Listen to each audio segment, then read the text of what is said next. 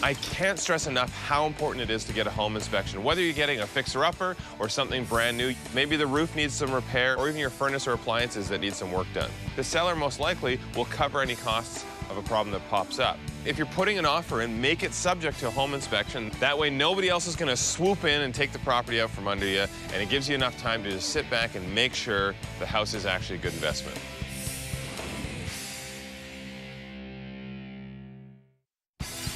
There are some great signs to indicate serious issues with the property.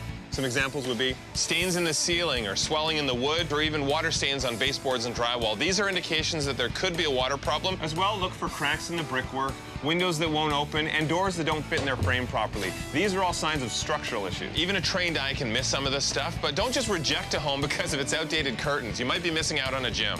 Good luck.